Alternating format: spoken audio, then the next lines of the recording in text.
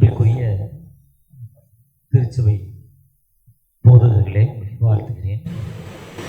உங்களோடு இருப்பதில் ஆண்டவருக்கு நன்றி செலுத்துகிறேன். இதுவரை நம்மை பாதுகாத்திருக்கிறார், வழிநடத்திருக்கிறார். நினைப்பதற்கும் எண்ணுவதற்கும் மேலான காரியங்களை செய்த தகப்பன். நாம் இதுவரை இது நடந்ததா, இது முடிஞ்சிருச்சான்னு கேட்க முடியாத அளவிற்கு பெரிய காரியங்களை செய்த ஆண்டவர். 2025ஆம் ஆண்டு 8 மாதங்களை முடித்து 9வது மாதத்தில் முதல் தேதியில் நிற்கிறப்போ, நாம் கடந்து வந்த பாதையை திரும்பி பார்க்குறப்ப இவ்வளவு சூழ்நிலை, இவ்வளோ இக்கட்டான நிலைமை, இவ்வளோ வேதனையின் மத்தியில் நாம் கடந்து வந்திருக்கிறோம். ஆனால் ஆண்டவர் இதுவரை நம்மை பாதுகாத்திருக்கிறார், நம்முடைய தேவையை சந்தித்திருக்கிறார். நமக்கு இது நடக்குமான்னு நினச்சோம், ஆனால் நடந்துருச்சு. நடக்கிற அளவுக்கு ஆண்டவர் கிருபை தந்திருக்கிறார். அதுதான் நினைப்பதற்கும் எண்ணுவதற்கும் மேலான காரியங்களை செய்கிற ஆண்டவர். இது நடக்குமா, இது முடியுமா? நேற்று ஒரு இரவு ஜெபத்தில், இரவு கூட்டத்தில் சொன்னது, தம்முடைய தாசனாய தாவீதை தெரிந்து கொண்டு ஆட்டுத் தொழுவங்களில் எடுத்து தமது ஜனமாகிய இஸ்ரவேலை மேய்ப்பதற்கு அழைத்து வரும் ஆண்டவர். தெரிந்து கொள்றாரு, தெரிந்து அவர் செலக்ட் பண்ணுறார். தாவீது அப்பா ஈசாயா கூடாந்து சாமுவேல் சவுலுக்கு பயந்து வந்திருக்கார். 1 சாமுவேல் 16ஆம் அதிகாரத்தில் வாசிங்கன்னா, சவுலுக்கு பயந்து வந்திருப்பார். அவன் பிள்ளையெல்லாம் கூப்பிடுப்பான்னுவார், லைனாக கூப்பிட்டு விட்டுருப்பார். பார்க்குறதுக்கு அழகாக ஒரு பையன் இருப்பான், உயரமாக இருப்பான், கனமாக இருப்பான். இவன் தான் நினைப்பார். ஆனால் ஒருத்தரையும் அவர் அலோவ் பண்ணலை, ஒருத்தருக்கு அவர் என்ன பண்ணலை, பெர்மிட் பண்ணலை. ஒரு பையன் ஆடு மேய்ச்சிருக்கான் காட்டில், அவனை கூப்பிட்டு வாங்குறாரு. இவ்வளோதானா பிள்ளைகளுங்கிறதுல ஒரு மகன் ஆடு மேய்க்கிறான், அவனை போய் கூப்பிட்டோம். ஆண்டவர் இருதயத்தை பார்க்கும் ஆண்டவர். இருதயத்தை பார்த்தா சவுலை உடனே நம்ம கேள்வி வைப்போம், சவுலை எதுக்கு செலக்ட் பண்ணார்? சவுலை அவர் தானே செலக்ட் பண்ணார், ஆனால் அவர் ஏன் மாறினார்? அதுதான் மனுஷன். அவர் பார்க்குறப்ப நல்ல மனுஷன்தான், ஆனால் பவர் வந்தோடனே எப்படி ஆகிட்டான்? மட்டமனம் ஆகிட்டான். அதாவது லாரி இன்னொரு ஊழியர் திருநெல்வேலி ரயில்வே ஸ்டேஷனில் வெளியே வந்தீங்கன்னா, ஜங்ஷன்லேருந்து ஈஸ்ட் கேட்டில் வெளியே வந்தோன்னா பெரிய போஸ்ட் அவருடைய ஆசிரமத்துக்கு இருக்கும். ஆமாம், அவர் அங்கேருந்து மேற்கு நோக்கி வந்தீங்கன்னா ஆலங்குளம் ரூட்டில் ஒரு கிராமத்தில் அவருடைய ஆசிரமம் இருக்குது. அவர் எப்படி பவர்னா ஊழியக்காரனாக மாறினார். அவர் காரில் போகிறப்ப அவர் எட்டி பார்த்தா ஹீலிங் ஆகிடுமா. அவர் வர்ற வழியிலெல்லாம் படுக்க வச்சுருப்பாங்களா, நிழல் பட்டா ஹீலிங்கா. இந்த ஷேடோ எப்படி பேதுரடிகள் பவுலடிகள் நடந்து போகிறப்போ அந்த கச்சைகளை அவங்க மேலே எடுத்தாங்க, அவ்வளோ வல்லமை அவங்க மேலே இருந்துச்சு. அந்த இயேசு என்ன வல்லமை பண்ணாங்களோ அதே ஹீலிங். பொதுவாக மந்திரவாதிட்ட போய் ஒரு மந்திரக்கட்டு ஒரு அசுத்தாவியை கொடுத்தா அந்த அசுத்தாவியோட பவரை வச்சு இன்றைக்கி பெரிய பெரிய ஆளாக ஆகியிருக்காங்க. அசுத்தாவின்னா அநேக ஆவிகள் உண்டு. கர்த்தருடைய ஆவி எங்கேயோ, எதுக்கு அதை சொன்னால் நிறைய ஆவி இருக்குது. 6-8 அடித்தா ஒரு ஆவி வந்துடும், வருமாறாதா? வந்துடும்ல, உள்ளேருந்து வெளியே வந்து உள்ளே கண்ட்ரோல் பண்ண முடியாது 6-8க்கு. ஏன்னா எங்கள் தாத்தா அப்படி ஆடினவர், மகாலிங்கம் தாத்தா பேர். இப்போ அப்புறம் மாசிலாமணின்னு மாறி இறந்துட்டேன். நான் என் தாத்தா முகத்தை பார்க்கல. சொல்லுவாங்க, எங்கள் அம்மா கதை சொல்லுவாங்க நடந்த சம்பவத்தை. அவர் அந்தளவுக்கு பவர்.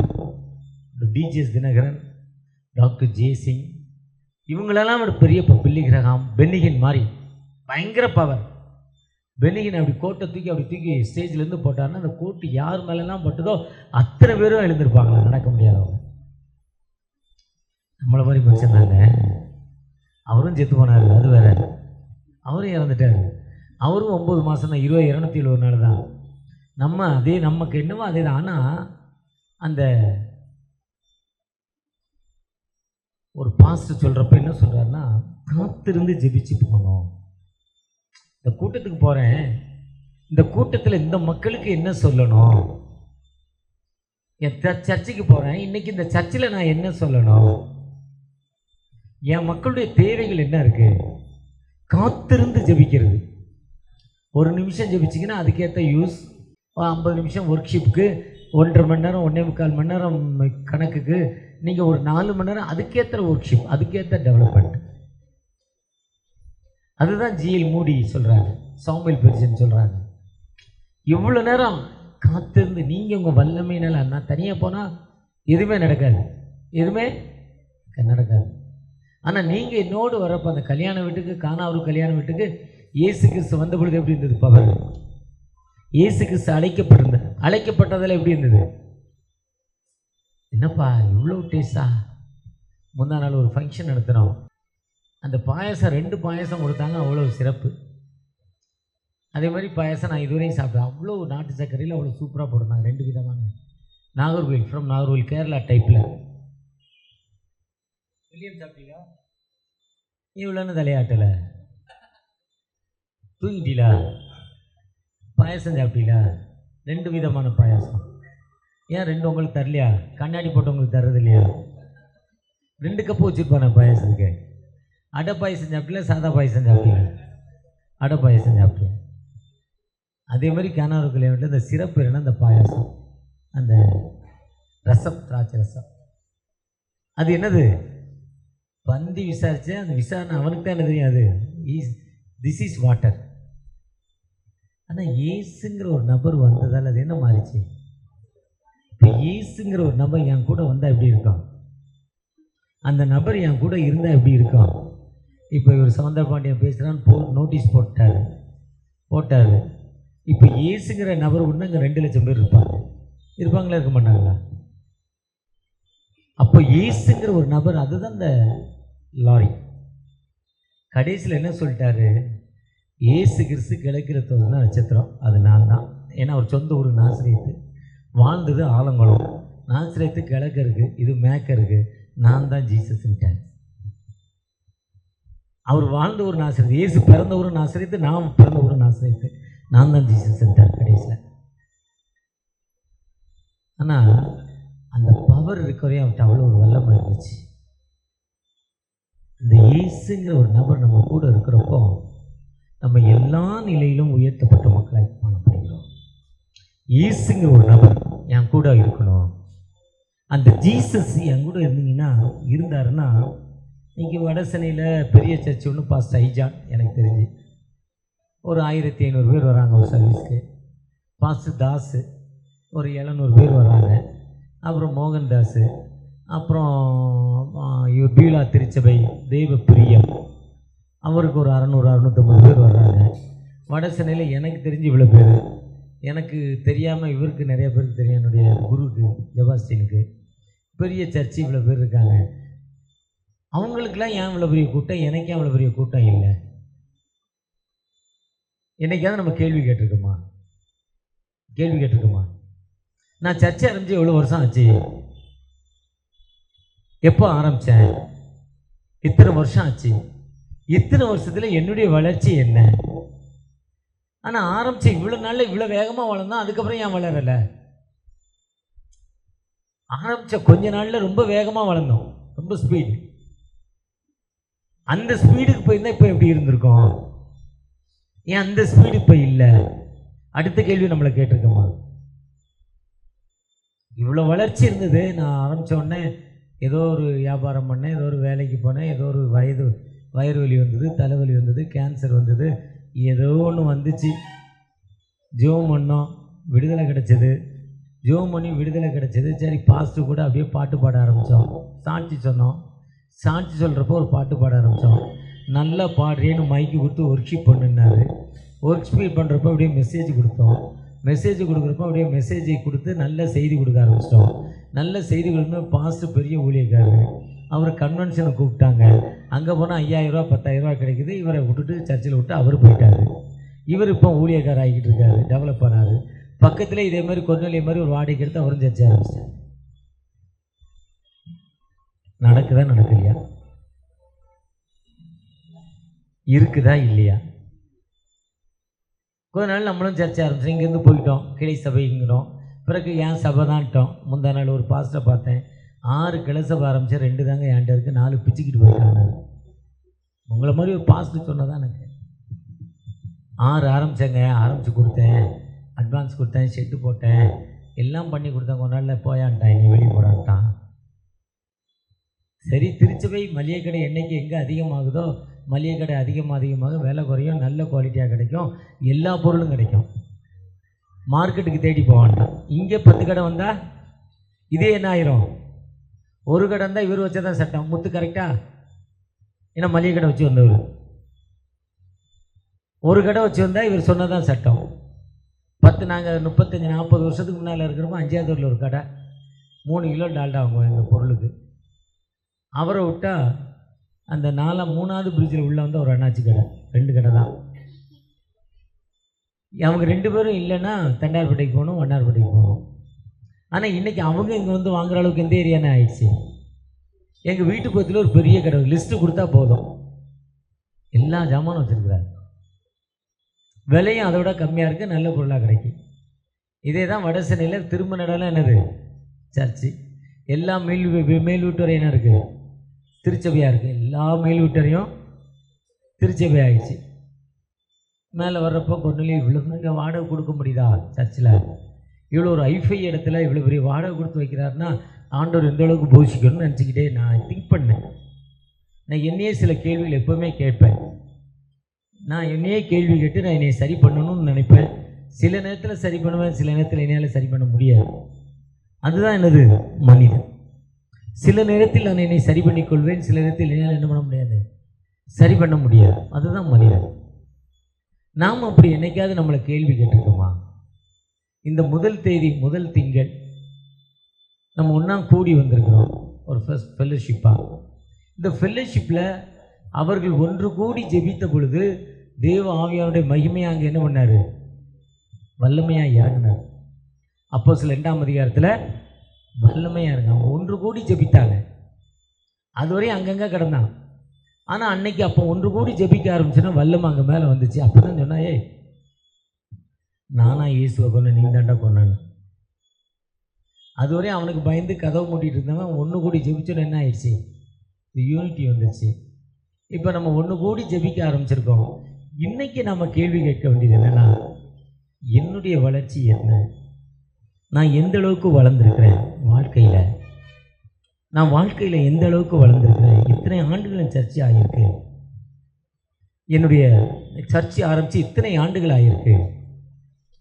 எனக்கு எவ்வளவு திருச்சபை உறுப்பினர்கள், எவ்வளோ குடும்பங்கள், இவ்வளோ குடும்பங்கள் மத்தியில் இப்போ நாங்கள் ஒரு பெட்ரோல் பங்க் ஆரம்பித்தோம். இந்த பெட்ரோல் பங்க் எங்கே தான், அங்கே ஒரு பெட்ரோல் பங்க் ஆரம்பித்தோம். ஏற்ற மாதிரி ஒரு பெட்ரோல் பங்க் இருந்துச்சு. ஒரு நாளைக்கு பயங்கரமான சேல்ஸு. நாங்கள் போட்டோன்னா கொஞ்சம் குறைஞ்சது அவருக்கு. அப்புறம் எங்களுக்கு பக்கத்தில் போட எங்களுக்கு குறைஞ்சது, அவருக்கும் குறைஞ்சது. இப்போ ஒரு ஸ்டாண்டர்டில் வந்து நிறையா ஆயிடுச்சு பெட்ரோல் பங்கு. இப்போ கொஞ்சம் ஒரு லிமிட்டில் வந்து இதான் லிமிட்டுன்னு வந்து நின்றுச்சு. ஆனால் அந்த லிமிட்டுக்கு மேலே இப்போ கஷ்டப்பட்டு நம்ம என்ன கொண்டு போகிறோம்? நம்முடைய உழைப்பு எப்படி உழைப்பாக இருக்குது, எப்படி பிஸ்னஸோ இதே தான் ஊழியம். இயேசு முழுதும் ஜெபித்தார், அதிகாலையில் ஜெபித்தார், இடைவிடாமல் ஜெபித்தார். எப்போ ஹீலிங் வேணுமோ அப்போ என்ன பண்ணார்? லாசரு கல்லறைக்கு முன்னால் போய் என்ன பண்ணார்? யோவான் 11ஆம் அதிகாரத்தில் இங்கே இருக்க மக்கள் என்ன பண்ணணும்? விசுவாசிக்கணும். இவங்க விசுவாசிக்கன்னா இவன் என்ன பண்ணணும்? செத்து 4 நாள் ஆனால் என்ன ஆயிடணும்? உயிரோடு வரணும். அதுதான் அவருடைய ஃபெய்த், அதுதான் அவருடைய ஹீலிங், அதுதான் அவருடைய ப்ரேயர். பீகாரில் ஒரு 6 மாதத்துக்கு முன்னால் போயிருந்தேன். 7-8 மணிக்கு போகிறோம். மிஸ்ட்ரி இறங்கியிருக்கு. இங்கேருந்து இந்த சுவர் உள்ள தூரத்துக்கு வண்டி போகிறது தெரியல. அவ்வளோ இருட்டு, சிங்கிள் ரோடு, ஒரு பனிகாலம். ஒரு சர்ச்சைக்கு கூப்பிட்டு போகிறாங்க பீகாரில். முதல் பீகாருக்கு போகிறேன். ஏன்னா பீகாரில் அப்போ தான் அந்த கடலில் நதியில் குளிக்க போய் ஒரு 5000 பேர் செத்துருக்கான் அந்த பகுதி. நான் போன இடத்துலேருந்து ஒரு 60-70 கிலோமீட்டர் உள்ள பகுதி. அங்கே போய் தரையில் கால் வைக்கிறோம். தரையில் சாக்கு போட்டிருக்காங்க, பாய் விரிச்சிருக்காங்க. அது தரெல்லாம் நனைஞ்சிருக்கு. பழைய ஓடு, அழகாக சீலிங் அடிச்சிருக்கிறாரு. வந்தோடனே சீலிங் அடிச்சிட்டேன்னாரு. சீலிங் அடிச்சு நம்ம ஏசி மாட்டுவார். அந்த பனி வந்து மேலே விழுற பனி அப்படியே தரையில் இறங்குது. கால் வச்சா தண்ணி பூமியிலேருந்து நனையுது, தரையிலேருந்து 7 அடி உயரம் இருந்தாலும் அந்த பனினால் நனைஞ்சி இறங்குது. பின்தங்கின இடம், அந்த ஷீட்டெல்லாம் பழைய ஷீட்டு, 40 வருஷம் 35 வருஷம் உள்ள வருஷம் ஓடு, பழைய ஓடு வாங்கி போட்டிருக்காங்க. நல்ல அந்த மக்கள் ஒர்க்ஷிப்பில் தன்னை இணைத்து கொண்டாங்க. பூரி சாப்பிட போனோம் அவங்க வீட்டுக்கு. பூரி சாப்பிட போனால் பூரி எண்ணி வைக்க மாட்றாங்க, அள்ளி போடுறாங்க. சின்ன சின்ன பூரி அப்படி குத்தில் அள்ளி போடுறாங்க. அந்த வீட்டோட விசுவாசியம் அள்ளி அள்ளி போடுறாங்க பூரியை. நம்ம ஊர் பூரி மாதிரி இல்லை, செம்ம டேஸ்ட்டு. அந்த கடுகு எண்ணெய்க்கும் அந்த கிளைமேட்டுக்கும் அவங்க உள்ள மாவுக்கும் அந்த டேஸ்ட், நம்ம ஊரில் அந்த டேஸ்ட்டு வராது பூரி. வெஸ்ட் பெங்கால் போனாலும் சரி, பீகார் போனாலும் சரி, குஜராத் போனாலும் சரி, பூரி ரொம்ப நல்லாயிருக்கும். என் மாஸ்டர்ஸ் வந்திருப்பீங்க, வந்தவங்களுக்கு பூரியை பற்றி தெரியும். ஜபர்ஸ்டின் வந்திருக்காரு. எப்போவுமே வருஷம் வருஷம் பாஸ்டர்ஸுடைய ஒரு ஃபெல்லோஷிப்பில் ஒரு ஒரு ஒரு மிஷன் டூர் போகிறோம். 4 நாள் 3 நாள் டூரில் 1 நாள் 2 நாள் மிஷன், அப்புறம் 1 நாள் டூர். அந்த கண்டிஷனில் வர்றாங்க. இந்த மிஷனரியை காட்டணும். அவர் ஜபர்ஸ்டின் வந்திருக்காரு. அடுத்த கண்டிஷன், நீங்கள் தான் டிக்கெட் போட்டு வரணும், உணவு மட்டும் நான் கொடுப்பேன், அவ்வளோதான். டிக்கெட் நீங்கள் போடணும். நான் டிக்கெட் கொடுக்கறதா இருந்தால் ஊரில் இருக்கவனெல்லாம் கூப்பிட்டு வந்துடுவீங்க, நான் கூப்பிட்றதில்ல. நீ டிக்கெட் போடும், ஃபஸ்ட்டு கண்டிஷன். ஒரு சில பஸ்ஸையோ நீ ஏன் டிக்கெட் போட்டு நீ என்னையா கூப்பிட்டு போகிறதுன்னு நேரடியாக கேட்டவங்கள, இந்த தோத்திரம் நீ சொல்லிக்கிட்டே இருப்பா, நான் வராதன்ட்டேன். நான் கவலைப்படுறதில்ல அவனை பற்றி. அவன் சும்மா அவன் பாஸ்ட்னா அவன் ஐஃபையாக இருந்தால் நம்ம என்ன பண்ண முடியும்? பங்கு இருந்தால் தான் இல்லைன்னு இருக்கும். அந்த ஆத்மா பாரம் இருக்கும். அவர் 3 டூர் வந்திருக்காரு, 3ஆவது வருஷம் போயிருக்கோம்.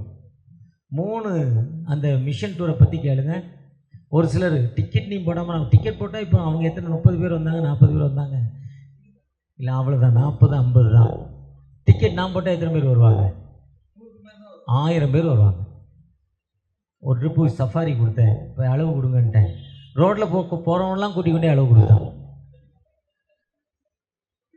வெள்ளை சஃபாரி கொண்டு அளவு கொடுறா, எதுக்கு பாஸ்ட்டுக்கு 300 ரூபா செலவு கொடுக்கணும், தச்சே கொடுத்துடலாம், நான் வேணாம் 400 500 ரூபா செலவு பண்ண வேண்டாம், அதனால் தச்சு கொடுத்து ஒரு டெய்லரை ஏற்பாடு பண்ணி, நான் ரோட்டில் போகிறோம், யாருன்னே தெரியாது. 20 சஃபாரி என்கிட்ட மிஞ்சிருச்சு, வாங்க வரல, வந்த முகத்தை பார்ப்பேன்ல, அதனால தான் டிக்கெட் போடுறதில்ல, வேறு ஒன்றும் இல்லை. அந்த மிஷன் டூர் எப்படி இருக்குன்னு அவர்கிட்ட கேளுங்க சொல்லுவார். அந்த மக்களுடைய ஊழியம் எப்படி இருக்குன்னு கேளுங்க சொல்லுவார். அதுக்கு தான், என்னுடைய பெருமைக்கு இல்லை. நீங்கள் எனக்கு ஓட்டு போடணும், ஆர்கே நேரு மாதிரி, வட சென்னை மாதிரி, இன்னும் மத்திய சென்னை மாதிரி நான் ஒரு ஃபெல்லோஷிப் ஆரம்பிக்க போகிறதில்லை. எனக்கு அந்த ஃபெல்லோஷிப் வேண்டாம். ஆனால் அந்த மிஷன் என்பது நம்மை வளர்த்து கொள்வது. நாம் எப்படி டெவலப் ஆகியிருக்கோம் ஊழியத்தில். நீங்கள் எந்த அளவுக்கு உங்களை கேள்வி கேட்குறீங்களோ, உங்களே பார்த்து நீங்கள் கேள்வி கேட்குறப்போ அந்த கேள்வியின் மூலம் நம்மை சரி பண்ணுவோம். அந்த கேள்வியின் மூலம் நம்மை சரி பண்ணுவோம். ஒரு சிலர் பார்த்தோன்னே கேட்டோன்னே டொனேஷன் கொடுக்கணும்னு நினைப்பாங்க. ஒரு சிலர் இருக்காங்கங்க, கேட்டோன்னே டொனேஷன் நினைப்பாங்க. அது எப்படி கொடுக்க முடியும்? என்கிட்ட இருந்தால் தானே கொடுக்க முடியும், என்கிட்ட இல்லைன்னா எப்படி கொடுக்க முடியும்? எல்லாரும் போகிறாங்க, எல்லாத்துக்கும் கிடைச்சிடாது, வேஸ்ட்டு. செலக்டட் பீப்புள் தான். அதே மாதிரி நான் 100 பேர் வந்தால் ஒருத்தர் கூட என்னால் கொடுக்க முடியாது, அவ்வளோதான் என் திறமை, என்கிட்ட அவ்வளோதான் இருக்கும். ஆனால் நாம் ஆண்டவரை நோக்கி பார்க்குறப்போ, ஆண்டவரை மட்டும் நம்பி இருக்கிறப்போ, பாஸ்டர் ஐஜான் மாதிரி, பாஸ்டர் தேவபிரியம் பீலா திருச்சபை மாதிரி உங்களுடைய ஊழியங்கள் வளர. இப்போ அதே மாதிரி பாஸ்டர் அந்தோனியோடைய ஊழியம் வளர்ந்துருக்கு, பாஸ்டர் எலிசா ரூபனுடைய ஊழியம் வளர்ந்துருக்கு, பாஸ்டர் தாஸோடைய ஊழியம் வளர்ந்துருக்கு. இவங்க ஊழியெல்லாம் வளர்ந்துருக்குன்னா காரணம் என்னென்னா, அவங்க முழங்காலில் நின்று ஆண்டவரின் மட்டும் நோக்கி பார்த்துருக்காங்க, ஆண்டவருடைய கிருபைக்காக காத்திருந்திருக்காங்க. அந்த காத்திருந்ததால் அவங்க ஊழியத்தில் பெரிய வளர்ச்சி, ஆண்டவருடைய சித்தத்துக்கு மட்டும் ஒப்பு கொடுத்து செயல்பட்டுருக்காங்க. நான் என்னப்பா செய்யணும் அடுத்து? உமக்கு சித்தமானால் என் காரியத்தை நீங்கள் வாய்க்க செய்யுங்க, உமக்கு சித்தலைன்னா என் காரியத்தை நீங்கள் வாய்க்க செய்யாதீங்க. கேள்வி கேட்டு ஆண்டவரை கொஸ்டின் பண்ணி, எதுக்கு எனக்கு தரல, ஏன் தரல, எதுக்கு தரலன்னு கேட்குறப்ப, எதுக்குன்னு அவரை கேள்வி கேட்டுக்கவே ஒயின்னு கேட்குறப்பவே அவர் பதில் சொல்லுவார். இதான் தப்பு, இதான் தப்பு. என்னுடைய ப்ராக்டிக்கல் லைஃப்பில் சொல்ல 35 வருஷமாக எனக்கு டயபெட்டிக். என் கூட இருக்க மத்தியாஸ் எங்கள் சொந்தக்காரர், ஏதாவது ஒரு வகையில் சொந்தக்காரர் வருவார். அவர் ஜோம் பண்ணிட்டு சாப்பிடும்பார் என்னைய. அண்ணே ஜோம் பண்ணி சாப்பிட்றேன், விசுவாசம் பெரிய விசுவாசம், ஜோம் பண்ணி சாப்பிட்டு ஸ்வீட்டை ஒன்றும் பண்ணாதும்பார். அவர் சொல்லுவார். ஏன்னா ஒரு நாள் 2 பேரும் பயங்கர பசி மவுண்ட் ரோடில் வரோம், எக்மோர் பக்கத்தில். ஒரு டீ கடையில் இறங்கணும், மத்தியானம் 1:45 மணி, பயங்கர பசி. நான் ஒரு டயபெட்டிக் பேஷண்ட். அங்கே டீயும் அவர் கேக்கும் சாப்பிட்றாரு. நான் டீ மட்டும் சக்கரை இல்லாமல் சாப்பிட்றேன். அண்ணே சாப்பிட்டுண்ணே, நான் ஜெபம் பண்ணுறேன் சாப்பிட்றேன்னா. எனக்கு அவர் ஒரு குரு, நல்ல ஒரு பாஸ்டர், இப்போ பெரிய ஆளாகிட்டார். இப்போ 3-4 சர்ச்சை ஆரம்பித்து பெரிய பாஸ்டர் தலைமை, இவங்களை மாதிரி நம்ம ஜெபஸ்டீன் மாதிரி தலைமை குரூப் ஆகிட்டார். அவர் சொன்னோடனே நான் வீட்டில் வந்து கேட்டேன், ஏன்பா இவர் சொல்கிறாரு ஜோம் பண்ணால் சரியாகலையேன்னு. கடவுள் சொன்னார், நான் தானே உனக்கு சுகர் வியாதியை கொடுத்தேன். எனக்கு அந்த நினைவுகளை தந்தார். அதுக்காக டிஜிஎஸ் தினகரன் சொல்கிற மாதிரி 3 மணி நேரம் முகமுகமாக என்னோடு பேசினா நான் சொல்ல வரல. நான் அப்படிலாம் சொல்லலை. உனக்கு சுகர் வியாதியை கொடுத்த நான் தானே. எதுக்கு கொடுத்த?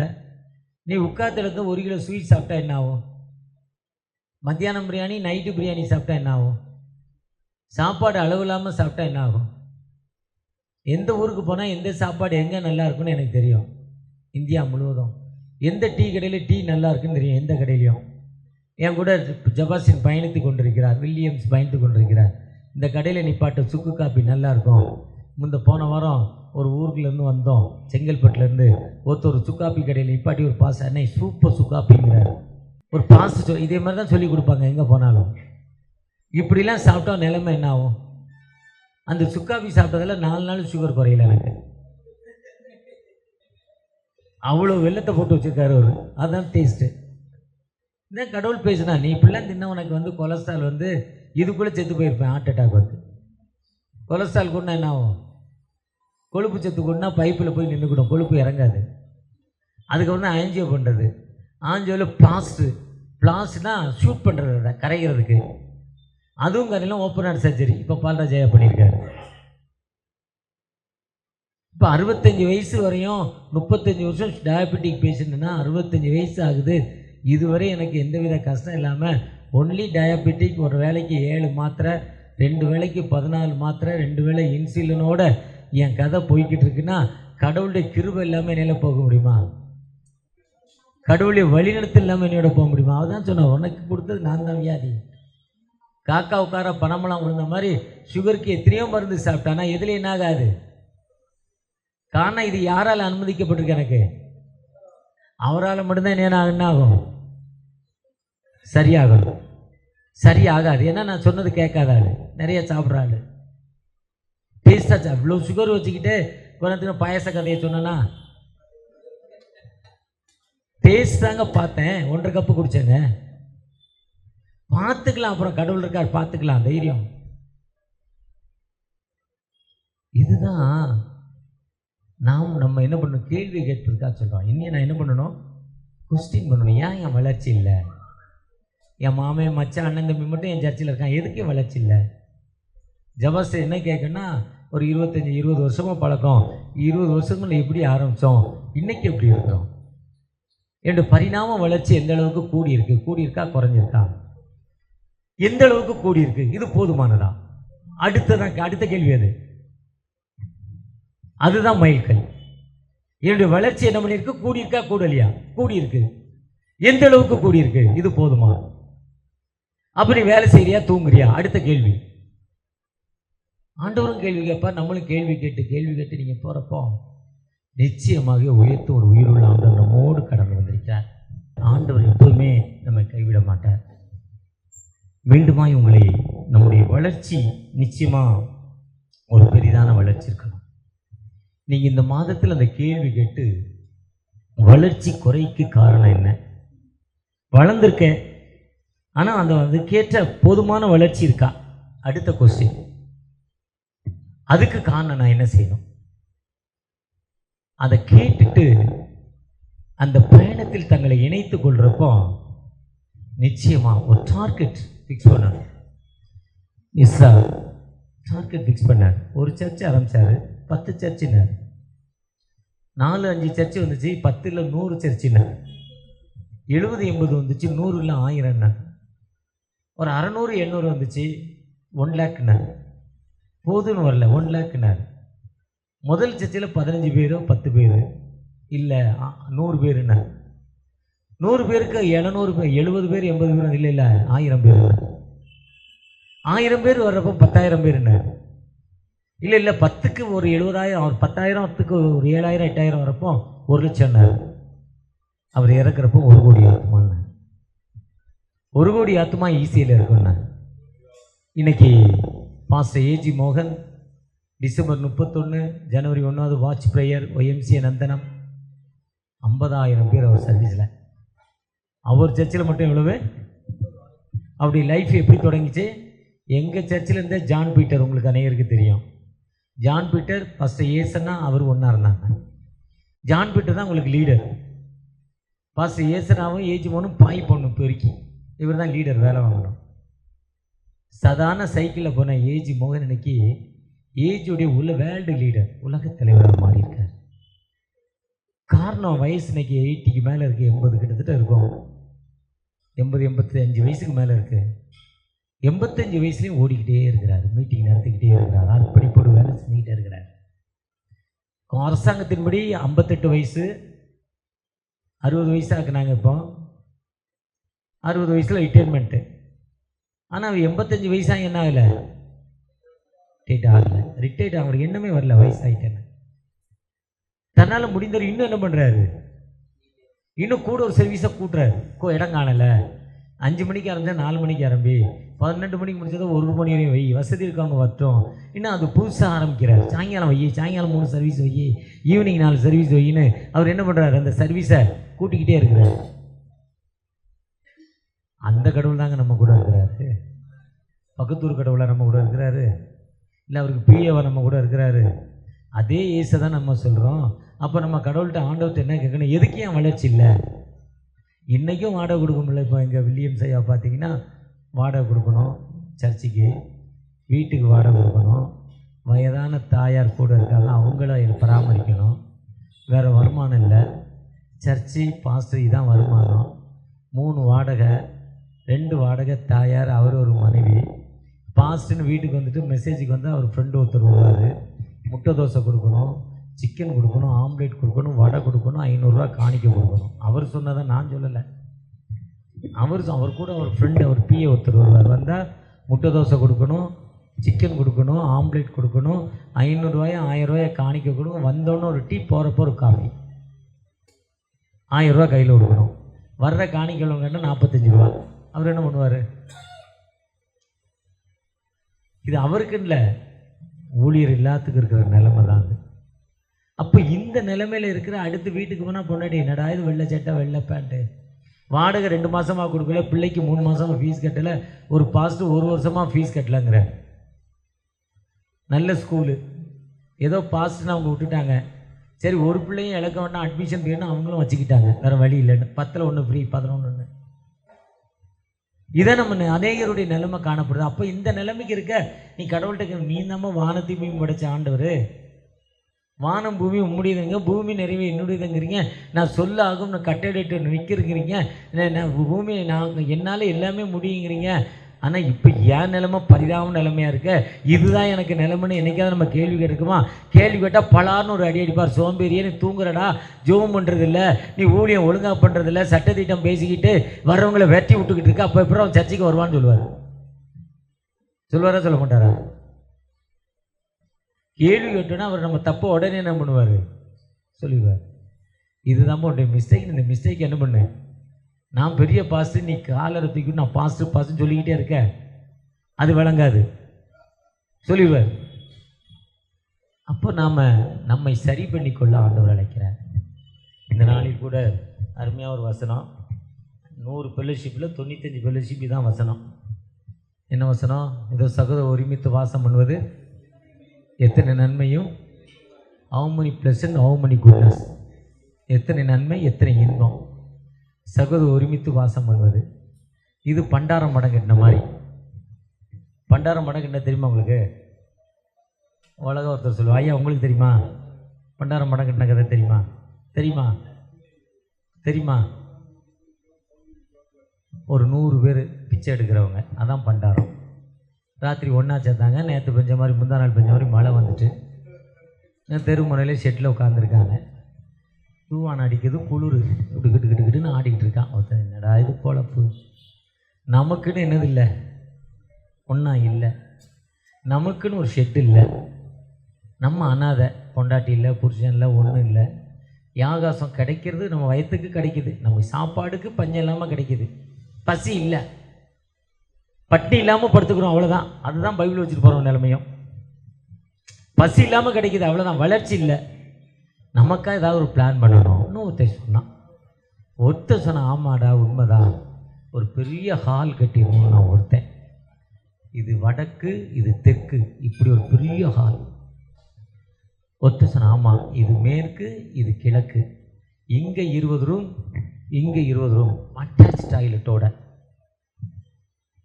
ஒருத்தர் சொன்னார் நடுவில் பெரிய போர்ட்டிக்கோ, சன்லைட் எல்லா ரூமுக்கும் என்ன வரணும். அடுத்தவர் சொன்னார் சன்லைட் வரணும். அடுத்தவர் சொன்னார் முத்து பாஸ் மாதிரி 4 அடுக்கில் ஒரு சர்ச்சு கட்டணும். எல்லாரும் ஒரு கீப் பண்ணேன். 4 அடுக்கில் ஒரு சர்ச்சு என்ன பண்ணணும், கட்டிடணும். மக்கள் கொடுப்பாங்க, காணிக்க வாங்கி கட்டிடணும். பெரிய சர்ச்சு, ஏசி போட்டோன்னு. நம்ம அடுத்து என்ன சொல்லுவார்னா, பால்ராஜ் இருக்காரா உள்ள, அண்ணன் நம்ம வெக்கையாக இருக்கு, ஏசி போடணும் என்பார். 1 2 3 4 5 10 ஏசி போடணும் பாரு. இதே மாதிரி என்ன பண்ணணும், ஏசி போடணும். அப்புறம் பின்னால் இன்னொருத்தர் பெரிய லான், முன்னால் லான்னா தோட்டம். ஒரு செடியோட விலை 20,000 ரூபா, 1 லட்ச ரூபா ஒரு செடி விலை. அந்த செடி என்ன பண்ணணும், வைக்கணும், சுற்றி புல் தைக்க வைக்கணும்னு ஒருத்தர் சொன்னார். Super super. இல்லை சுற்றி புறா கூண்டு, மயில் கூண்டு, கிளி கூண்டு, இப்படிலாம் இயற்கை பறவைகள் வந்தால் உள்ள ரசனை ஈதன் தோட்டத்துக்குள்ளே போன மாதிரி இருக்கணும். இதுதாங்க பேசிக்கிட்டே இருந்தாங்க. ஒருத்தருக்கும் ஒரு கருத்து, உங்களுக்கு ஒருத்தர் கருத்து சொல்லிக்கிட்டே இருந்தாங்க. சொல்லிக்கிட்டே இருந்துட்டு ஒருத்தர் என்னடா பண்ணுவீங்க துட்டுக்குன்னாரு. அவர் சொன்னார் காலையில் பில் போட்டு கலெக்ஷன் பண்ணிடுவோம். எது காலைல கலெக்ஷன் பண்ணிடுவோன்னு முடிவு பண்ணிட்டாங்க. நைட்டு ஒரு தீர்மானம் போட்டு மினிட்டில் எழுதிட்டாங்க. காலையில் எழுந்துச்சி தீர்மானம் போட்டிருக்கேன், எல்லோரும் ஒன்றா போகணுன்னு பார்த்தா அவன் ஒரு திசையை தூக்கி தட்டை தூக்கிட்டு போயிட்டான். ஒருத்தன் கூட இங்கே இதுதான் பண்டாரம் மடங்குன்னு வந்தோம். ஆர்கனேர் ஊழியக்கூடில் ஜெபம் பண்ணோம், வடசென்னையில் ஜெபம் பண்ணோம், மத்தியில் ஜெபம் பண்ணோம், ராயபுரத்தில் ஜெபம் பண்ணோம். காலையில் என்ன பண்ணேன்னா, ஒருத்தர் ஏன் போலப்போ பார்க்க எனக்கு வழி இல்லை, நம்ம அடுத்த மாதம் முதல் வாரம் திங்கக்கிழமை வந்து பார்த்துக்கலாம், அதுக்கு முன்னே நமக்கு என்ன இல்லை. இவங்களாவது 100 ரூபா சந்தா வாங்குறாங்க, பரவாயில்ல கொடுக்குறாங்களே, 100 ரூபா சந்தா கொடுக்குறாங்க. அடுத்த நாள் வந்தால் என்ன பண்ண போகிறோம், அடுத்த திங்கக்கிழமை முதல் தேதி என்ன தேதி வருது அன்னைக்கு பார்த்துக்கலாம், அதுக்கு முன்னே என்ன நடக்க போகுது. இப்போ நம்ம எங்கே ஒருமித்து வாசம் பண்ணுறோம். 133 என்ன சொல்லு, ஒருமித்து. இந்த ஒருமித்து வாசம் பண்ணதுன்னு காலையிலேயோ நேற்றுலேயோ ஒரு வாட்ஸ்அப்பில் கேட்டேன். 2 லவ்வர்ஸ்னால் அந்த லவ் பண்ணது வேறு, இந்த பீச்சு மெட்ரோ ரயிலில் லவ் பண்ணுறது வேறு. நேசிக்கிறவர்கள், ஒரு ரொம்ப நேசிக்கிறவர்கள். அதில் ஆணிட்ட ஒரு வாட்ச், அந்த வாட்சுக்கு பெல்ட் இல்லை. அப்பப்போ எடுத்து டைம் பார்த்துக்குவோம். இப்போ நான் வாட்ச் போட்டேன், வாட்ச் போட்டால் கையெல்லாம் வலிக்குது, மோதிரம் போட்டால் கை வலிக்குது. என் மகன்கிட்ட கேட்டேன், ஆர்த்தோ டாக்டர், எப்பா வாட்ச் போடுறேன் மோதிரம் போடுறேன் வலி சொல்கிறான்னு. அதெல்லாம் கேட்கல, வலிக்குதுரா கையின்னு, எல்லாத்தையும் அவுத்து போட்டு வலிக்காதுன்ட்டான். 2 மோதிரம் போட்டேன், விதவிதமாக வாட்ச் வச்சுருந்தேன், 7-8 வாட்ச் இருந்துச்சு. ஆனால் கடவுள் சித்தம் ஒன்றா காணலை, எங்கேயோ விட்டுட்டேன், ஒன்று மட்டும் இருக்குது.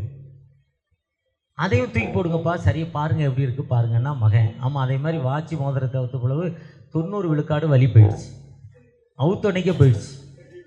அதனால தான் அப்பப்போ செல்லை பார்க்குறது, வேறு எதுவும் டைம் தான் பார்க்குறது. ஏன்னா கொடுத்த டைம் 35, இப்போ 11, அது டைமுக்காக தான் வாட்ச். அதே மாதிரி அவன் அப்பப்போ வாட்ச் எடுத்து பார்ப்பான். அவனுடைய நேசிக்கிற அந்த பெண் பார்த்துச்சு, நான் நேசிக்கிற நண்பனுக்கு என்ன இல்லை, வாட்ச் கட்டுவதற்கு பெல்ட் இல்லை, ஒரு பெல்ட் வாங்கணும். அவன்கிட்டயோ பணம் இல்லை, ஏழை, ரொம்ப ஏழை. அந்த பெண் வாங்கணும்னு நினச்சது, அதுக்கு ஒரு அழகான முடி, லுக்கு. வட சென்னையிலே அந்த அம்மாவுக்கு அதே மாதிரி முடி வேறு யாருக்கும் அவ்வளோ நீளம், கீழே வரையும். இந்த முட்டுக்கு கீழே இந்த இடத்த ஏதோ கரணன்னு சொல்லுவாங்க, அது வரையும் முடி, அடர்த்தி, திக்கு, பார்ப்பதற்கு ரொம்ப அழகு. ஆனால் அந்த முடியை எடுத்து கட்டுவதற்கு கிளிப் இல்லை நம்மகிட்ட, அதுவும் ஒரு ஏழை. அந்த கிளிப் இல்லை. அது அப்படி 2 பேரும் நண்பர்களாக இருக்கிறவங்க ஒரு நாள் அந்த பெண் தன் நேசிக்கும் நண்பனுக்கு ஒரு வாட்சிக்கு செயின் அவன் அப்பப்போ எடுத்து பார்க்குறது நல்லா இல்லை, அப்பப்போ கையை பார்க்குறான் எடுக்கிறான் நல்லா இல்லை, அதனால தான் நம்ம அதை வாங்கணும்னு நினச்சி அது ஒரு கிளிப் வாங்க போகுது. அது வீட்டில் இருக்க சேர்த்து வச்ச பணத்தெல்லாம் தேடுனா ஒரு $100 கிடச்சிது வீட்டில். $1 விலை $100 கொடுத்தா தான் அமெரிக்கா டாலர் ஒன்று கொடுப்பான். $1 வந்து $100. இப்போ இஸ்ரேல் போனால் கிவ் மீ $2 வாங்க, பிச்சை கேட்கணும் $2 கேட்பான், அது $2. நம்ம ஊரில் $220. $100 எடுத்துக்கிட்டு அந்த கிளிப் வாங்குற கடைக்கு அந்த தீபாவளி டைமில் போனாங்க. அன்றைக்கி டிசைனாக இருக்கும். அன்றைக்கி ஒரு கிளிப்பை பார்த்தா ஒரு கிளிப்போட விலை அவங்க $200 சொன்னாங்க. நல்லா இருந்துச்சு. ஆனால் அது இருந்தது வெறும் $100. அதுக்கு ஒரு விலை சொன்னாங்க. அப்போ என் விலை ஒன்று திங்க் பண்ணிக்கிட்டே இருக்கிறப்போ பக்கத்தில் இருக்க ஒரு சலூன் கடைக்கு போகுது. சலூன் கடைக்கார அந்த அம்மா பார்த்து முடி ரொம்ப அழகாக இருக்குமா, இந்த முடி கிடைக்காத முடியை கொடுத்தா $2000 கிடைக்கும்போது எவ்வளவு முடி இருந்து என்ன பண்ண போதுன்னு கொடுத்துருச்சு. அதை எடுத்துக்கிட்டு $2000 கொடுத்துச்சு முடிய. ஒரு சிலர் முடி இப்போ ஜென்ஸ் வளர்க்குறாங்க. எதுக்குன்னா அந்த முடியை கொடுத்தா அந்த குஷ்டரோகிகள், எய்ட்ஸ் பேஷண்ட், கேன்சர் பேஷண்ட் அந்த முடி எடுத்து அதை விக்கு பண்ணி ஃப்ரீயாக கொடுக்குறாங்க. அதனால் ஆண்கள் ஒரு சிலர் இவ்வளோ தூரம் முடி வளர்த்த பிறகு முடியை கட்டும். எதுக்குடான்னு கேட்டால் மொட்டை அடிச்சிருவாங்க. இது நாங்கள் இதுக்காக வளர்க்குறோன்னு 1000 2000 பேர் 3000 பேரில் ஒருத்தர் சொல்கிறாங்க. எனக்கு தெரிஞ்சு ஒரு 10 பேர் இருக்காங்க முடி வளர்த்து முடியை கிஃப்டாக கொடுக்குறவங்க. அந்த முடியை கொடுத்துட்டு அந்த கொண்ட பணத்தில் தன் நண்பருக்கு ஒரு வாட்ச் வாங்கி வந்துடுச்சு. வாட்சோடைய இது நல்ல ஒரு செயின், சூப்பர் மாடல், நல்ல ஹைஃபையாக வாங்கி வீட்டில் இருக்குது. அங்கேருந்து தன்னுடைய நண்பர் வரவர் அந்த கிஃப்ட்டை எடுத்து கொடுக்க போகிறாரு. கொடுத்தோன்னே அந்த அம்மாவை பார்த்தோன்னே ஷாக் ஆகிட்டார். அவர் என்ன பண்ணுறாரு, அவர் போய் அந்த ஒரு கிஃப்ட்டை கொண்டாந்து அவர் கொடுக்க போகிறப்போ அவர் தன் வாட்சை விற்று தன் முடி கிளிப்பு மாட்டுறதுக்கு ஒரு வாட்சி வாங்கிட்டு வந்தார். இப்போ ரெண்டுமே என்ன இல்லை, முடி மாட்டுவதற்கு கிஃப்ட் கிளிப் இருக்குது, இப்போ என்ன இல்லை வாட்ச் மாட்டுவதற்கு ரோப்பு ஸ்டாப் இருக்குது, இப்போ என்ன இல்லை. 2 பேரும் பரிதாபமாக பார்க்குறாங்க. ஆனால் அந்த அன்பு வந்து முன்னை விட உயர்ந்த அன்பாய் மாறிவிட்டது. அந்த லவ் வந்து எனக்காக உன் தலையே நீ வித்துட்ட, எனக்காக இவன் ஒன்னே ஒன்று சொத்து வாட்ச் அதையும் விற்று எனக்கு வாங்கிட்டு வந்த. இதுதான் அன்பு. இயேசு கிறிஸ்து தன் ஜீவனை கொடுத்து உங்களை மீட்டுக் கொண்டார். ஜீவ பலியாய். அப்படி உயிருக்கு விலை இல்லை, அந்த உயிரை கொடுத்து உங்களை மீட்டிருக்கிறார். எதுக்குன்னா ஒரு அடிமைத்தனத்தில் இருந்தோம். ஜாதிங்கிற ஒரு அடிமைத்தனம், வியாதிங்கிற ஒரு அடிமைத்தனம், குடிங்கிற ஒரு அடிமைத்தனம், பிசாசின் கட்டுகள்ங்கிற ஒரு அடிமைத்தனம், இப்படிப்பட்ட ஒரு அடிமைத்தனத்தில் வாழ்ந்து வந்த நம்மை இயேசு தன்னை ஜீவ பலியாக கொடுத்து ரத்தம் சிந்தாமல் பாவ மன்னிப்பில்லை, அநேகரை மீட்கப்பட மெய்யாகவே நம்முடைய மீறுதலுக்காக அவர் காயங்கள் பட்டார், நம்முடைய அக்கிரமங்களுக்காக அவர் வியாதிப்பட்டார், நொறுக்கப்பட்டார், என்னுடைய பாவங்களுக்காக. அந்த அன்பு தாங்க நிலையான அன்பு. அந்த சகோதர பாசம், தன் மக்கள் மேல் வைத்த சகோதர பாசத்தின் மேலும் அவர் தன்னையே மீட்டுக் கொள்வதற்காக இந்த உலகத்திற்கு வந்தார். மீட்டுக் கொண்டவர் சொன்னாரு, நான் உங்களுக்கு என்ன பண்ணணும்னா, அவங்க கேட்குறாங்க, நீ போய் சொல்லு. லிவிகண்ட என்ன சொல்றாரு, இந்த உலகம் வேண்டாம்பா, இந்த உலகம் நல்லா இல்லை, உன் கூட நான் இருந்துக்கிறேன். அவன் கேட்குறான். மார்க் 5ஆம் அதிகாரம் 15ஆம் வசனத்தில் புத்தி தெளிந்து 15 சொல்வார், நீ இல்லை வேணாம், நீ போய் இல்லை, நான் உனக்கு செய்தவைகளை இறங்கி மற்றவர்களுக்கு நீ என்ன பண்ணு சொல்லு. அந்த குஷ்டரோகியை பார்த்து சொன்னார், நீ போய் ஆசாரியத்தில் காட்டு, நீ காணிக்கை செலுத்து. இங்கே உங்க இத்தனை பேர் இருக்கோம், ஒரு குஷ்டரோகி நேரத்தோரையும் உள்ள விடலை, இன்னைக்கு உள்ள வந்தா என்னடா சரியாயிட்டு எப்படா, இயேசு எனக்கு சுகம் கொடுத்தார் சாட்சி. இதுதான் சகோதர பாசம், இதுதான் மீட்பு. தன்னையே ஜீவ பலியாக கொடுக்க வந்தார். அவர் சொல்ல, நீ போய் பிறருக்கு சொல்லு. இதுதான் லவ், இதுதான் அன்பு. இந்த அன்பு தன் ஜீவனை அவர் இயேசு கிறிஸ்துவின் சர்ச்சை ஆரம்பிக்கலைங்க. பரிசுத்த ஆவியானவர் திருச்சபை, இயேசு கிறிஸ்துவின் திருச்சபை, யெகோவா விட்னஸ், ஒரே கடவுளை திருச்சி எந்த திருச்சபை ஆரம்பிக்கல. சர்ச்சுக்கு பேரே கிடையாது. என்னைக்கு பவுலடிகள் வந்தால் அன்னைக்கு தான் கொரிந்து திருச்சபை, ரோம திருச்சபை, தீமோத்திய திருச்சபை, இப்படி திருச்சபைகள் பிரிந்து காணப்பட்டது. அப்பதான் பவுலடிகள் சொல்ல, பிரியாதீங்கடா, எல்லாம் ஒண்ணுதான்டா, பிரியாதிகம் தயவு தலையிலையும் அடிச்சுக்கிட்டார். கலாத்தியர் 3:28 சொல்றார், கொலோசியர் 3:11 சொல்றார், 1 கொரிந்தியர் 1 சொல்றார், பவுலை சேர்ந்த கேபாவை சேர்ந்த நீ பிரிஞ்சு காணப்படாத, நான் யூதன்ல கிரேக்கன்ல சொல்லாத. இன்னைக்கு நிறைய திருச்சபை தலைவர்கள் ஒரு தலைவர் படத்தை பைக்குள்ள வச்சுட்டு அலைதான். ஏதோ ஒரு இவர் தான்டா, இவர் இல்லைன்னா இயேசுவே இல்லைங்கிறான். ஒரு சிலர் ஏதோ ஒரு தலைவர் பேர சொல்லி இவர் இல்லைன்னா இயேசுவே இல்லைங்கிறான். ஆனா இயேசு கிறிஸ்து ஒருத்தர் தான் உங்களை என்னை மீட்டுக் கொள்வதற்காக தன் ஜீவனை கொடுத்தார். கொடுத்தவர் நீ உன்னிடத்தில் அன்பு கூறுவதோல நம்ம என்ன பண்ணணும்? லவ். அதுதான் நாங்க என்ன செய்யணும்னு கேட்குறாங்க லூக்கா 3. நான் என்ன பண்ணணும் ஐயா? யோவான் சாணம் நாங்க என்ன பண்ணணும்? மக்கள் 2 ட்ரெஸ் வச்சிருக்கல, ஒன்று என்ன பண்ணு, இதில் இருக்க நானும் கொடுக்கல நீங்களும் கொடுக்கல. ஒரு ட்ரெஸ்ஸோட எத்தனை பேர் இருக்கோம்? ட்ரெஸ்ஸு காயிற வரையும் பாத்ரூமில் எத்தனை பேர் உட்காந்துருக்கோம்? இதுதான் உண்மையான கிறிஸ்துவம். அது ஏன்டே இல்லை, உங்கள்கிட்ட இருக்கான்னு எனக்கு தெரியாது. இன்னொன்று, லஞ்சம் வாங்காதங்க. நான் ஜோம் பண்ணேன், எனக்கு தசமாவா கொடு, நான் ஜோம் பண்ணேன், என் சர்ச்சுக்கு இதை கொடுன்னு அவர் என்ன பண்ண கேட்க சொல்லலை. சொல்லித்தரா? நம்ம எத்தனை பேர் கேட்குறோம்? ஜெபம் பண்ண வேண்டியது யாருடைய வேலை?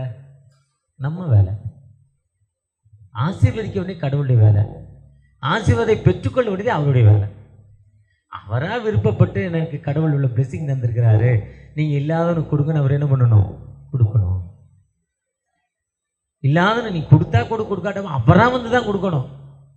இன்னைக்கு எத்தனை பேர் திருச்சபை மக்களை உட்கார வச்சு மீட்டிங் போடுறோம், நீங்கள் தசமம் கொடுக்கல, நீங்கள் சந்தா கட்டலை, நீங்கள் ஞானஸ்தானம் கொடுக்கல, கல்யாணத்துக்கு இவ்வளோ துட்டு கொடுங்க, அறிக்கை வாசிக்கு இவ்வளோ துட்டு கொடுங்க, சாமிக்கு இவ்வளோ துட்டு கொடுங்கன்னு எத்தனை பேர் கேட்டுட்ருக்கோம். மெயின்லைன் சர்ச்சில் போனால் நீ சந்தா கட்டியிருக்கியா, ஞானஸ்தானம் வாங்கியிருக்கியா, பேலன்ஸ் சந்தா பாக்கி இருக்கா, ஏழை பாக்கி இருக்கா, இதில் இருந்தால் உனக்கு அறிக்கை வாசிக்க முடியாது, இதெல்லாம் அவன் பாடி அடக்கம் பண்ண முடியாதுன்னு அவன் சொல்கிறான். நம்ம மறைமுகமாக காணாமல் போயிடும், ஞானஸ்தானம் வாங்கலை அதனால் உனக்கு நான் செய்ய முடியாதுன்னு மறைமுகமாக சொல்லிட்டு ஓடிக்கிட்டே இருக்கோம், வெளியே சொல்ல மாட்டோம். ஆனால் தனக்கு எதுவுமே இல்லை, அவங்களே பிரச்சனையில் வந்திருக்காங்க. உனக்கு என்ன செய்யணும்? எந்த எதிர்பார்ப்பு இல்லாமல் வலதுகை செய்கிறதை இடதுகை அறியக்கூடாது. இதுதான் காஸ்பல். அதில் 3 விதமான காரியங்களை சொல்வார். 1 2 இருந்தால் 1 கொடுத்து, அடுத்து பொய் கேசு போடாத, அடுத்து லஞ்சம் வாங்க,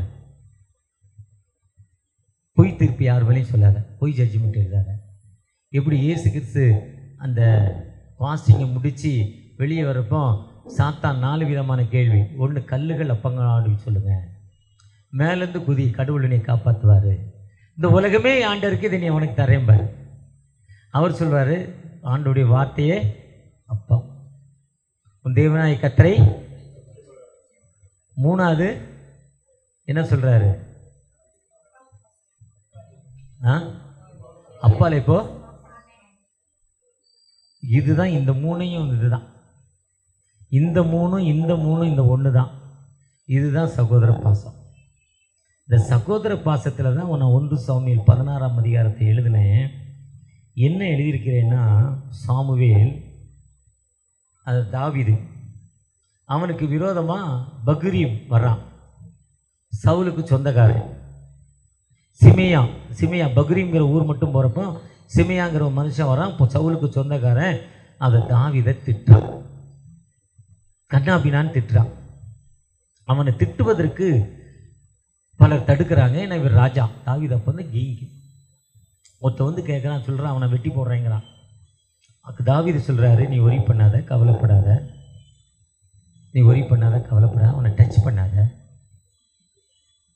அதுதான் சகோதர பாசம். இன்றைக்கி நம்ம பிடிக்காதவங்க கூட என்ன பண்ணுறதில்ல, தோத்திரம் கூட திருப்பிக்கிட்டு சர்ச்சில் போயிடுறோம். பிடிக்கலாம் இப்படி திருப்பிக்கிடுவோம். இது எல்லாத்துலேயும் மனுஷன் தானே, ஏன்டே இருக்குது உங்கள்கிட்ட இருக்குது. அப்போ எப்படி நம்ம ஃப்ரெண்ட்ஷிப் ஒன்றா இருக்க முடியும்? அப்போ நம்ம என்ன பண்ணுவோம்? யூனிட்டியாக இருக்கணும்னா நம்மை நாமே அடையாளப்படுத்தி கொள்ள வேண்டும். 1ஆம் தேதி அதுமா காலையில் நான் வாசித்த பொழுது போன வருஷம் சொன்னார் உன்னை அதிசயங்களை காணப்படுவேன்னு. போன மாதம் முதல் தேதியில் எனக்கு காலையில் 4:15 மணிக்கு எழுந்திருப்பேன். 5 மணி சர்வீஸ், நான் 4:15க்கு எழுந்து போவேன், பைபிளை திருப்பேன், உன்னை அதிசயங்களை காணப்படுவேன். இந்த மாதத்தில் எரேமியா 44:23 வாசித்தார். அது கொஞ்சம் எனக்கு பிடிக்கல, ஏன்னா தப்பாக பேசுகிறார் கடவுள்னு பேசிக்கிட்டு இன்னும் அடுத்து திருப்பினேன். அடுத்து ஏசாயா 40:13 சொல்கிறார். அதுவும் அதே தான் சொல்கிறார். 2 ஒன்று தான். நீ கடவுளுக்கு கீழ்ப்படியலை, இதை பிடிக்கல. அடுத்த வசனம் எடுத்து என்ன சொல்கிறாரு? நீ கடவுளுக்கு கீழ்ப்படியல, நீ ஒபே பண்ணலை. To not obey the Lord is voice. இந்த ஆண்டோடைய சத்தத்துக்கு நீ கீழ்ப்படியலை, அதனால உனக்கு இவ்வளோ கஷ்டம் சொல்கிறேன். ஒருவேளை நம் ஆண்டோடைய சத்தம் என்றது உன்னிடத்தில் அன்பு கூறுவதோல அன்பு கூறுவாயாக. மார்க் 12:29 1 யோவான் 4 சொந்த சகோதரத்தில் பார்க்கிற சகோதரனுடைய பெருமை பாராட்டாதவன் காணாத தேவனிடத்தில் எப்படி நீ ஆவிது தனக்கு விரோதமாக திட்டினவன் என்ன பண்ணுறாரு? மன்னிக்கிறார். இதுதான் தாவீதுடைய வளர்ச்சி. நம்ம எப்போ அப்படி மன்னிச்சு ஒரு யூனிட்டியாக வந்துட்டோமோ அப்போ நமக்கு விடுதலை கொடுக்கும் ஆண்டவர், அப்போ வாழ்வு கொடுக்கும் ஆண்டவர், நம்மோடு கடந்து வந்த ஆண்டவர். ஒருவேளை இதனை திங்க் பண்ணி நான் என்னை மாற்றிக்கொண்டான், நான் என்னை சரி பண்ணி கொண்டான், என்னுடைய வளர்ச்சி பென்னிகின், பில்லிகரகா, பெர்ஜன் இவளைப் போல இந்த ஊழியத்தின் பாதை வளரணும். நீங்கள் உங்களை மாற்றிக்கொண்டால் தென்கொரியாவில் இருக்க அவரை மாதிரி நீங்கள் என்ன பண்ணிடுவீங்க? உலகத்துள்ள பெரிய திருச்சபையாய் மாறிடுவீங்க. தன்னைத்தான் எவன் உணர்ந்து போகிறானோ, இந்த மெசேஜ் என்பது எனக்கு, நான் என்னை சரி பண்ணிக்கொள்ள வேண்டும். என்னை சரி பண்ணி கொள்கிறப்போ நிச்சயமாக கடவுள் நம்மை ஆசீர்வதிப்பார். உன் மாபிசைக்கிற தொட்டி ஆசீர்வதிக்கப்படும். இதில் இருக்க உறுப்பினர்கள் அங்கத்தினருக்காக நன்றி செலுத்துகிறோம். பிளஸ் பண்ணுங்கப்பா. மலையின் மேல் இருக்கும் பட்டணமாக எங்களை உயர்த்துங்க. நீங்கள் வாங்க. மீட்பர் இயேசு மூலம் மக்களும் அன்பின் தகப்பனே, ஆமென். அறுவடை மிகுதியாலோ இல்லை, அன்பரின் கதற